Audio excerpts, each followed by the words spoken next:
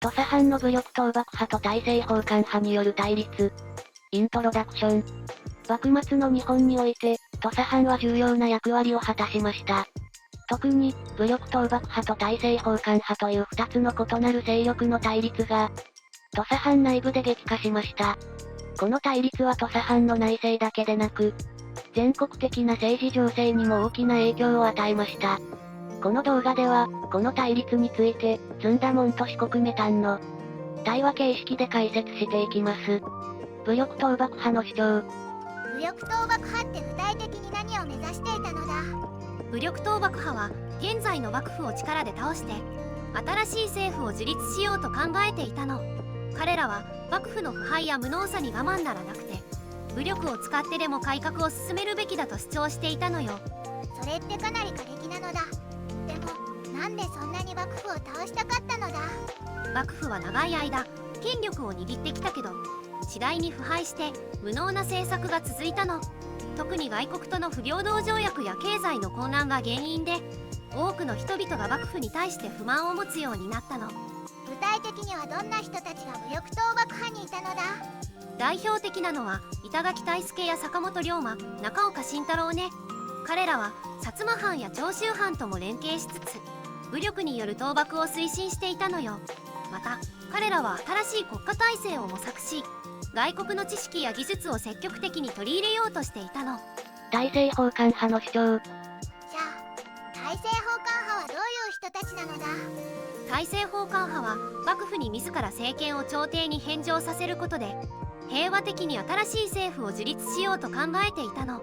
彼らは武力による倒幕は多くの血を流すことになるからそれを避けたいと考えていたのね。なるほど、平和的な解決を目指していたのだな。でもどうしてそんなに平和的な方法にこだわったのだ。一度内戦が始まれば多くの人々が命を失って国全体が混乱に陥るからよ。大政奉還派はそのような混乱を避けるためにできるだけ対話と交渉で解決しようと努力していたの。具体的には誰が大政奉還派にいたのだ。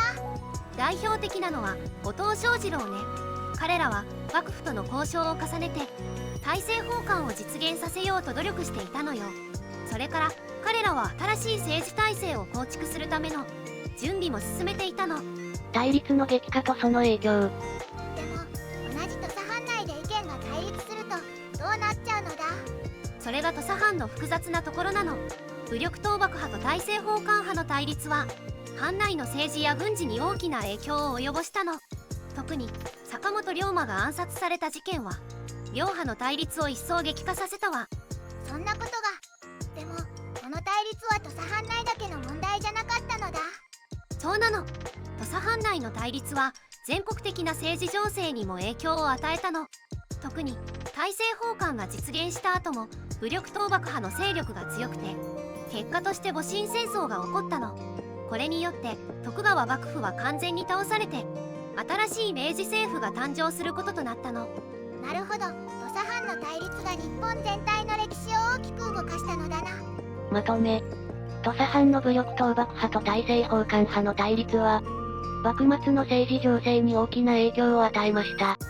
武力による改革を目指す派と、平和的な解決を求める派の間での激しい議論と対立が、最終的には日本の歴史を大きく動かす結果となりました。この対立を理解することで、幕末の複雑な政治情勢を、より深く知ることができるでしょう。今日の動画はここまで。最後まで見てくれてありがとうございました。このチャンネルでは、日本の侍に関する情報を5分以内の短くまとめた動画を毎日投稿中。日本の歴史に興味があるなら、チャンネル登録や他の動画も見てみてね。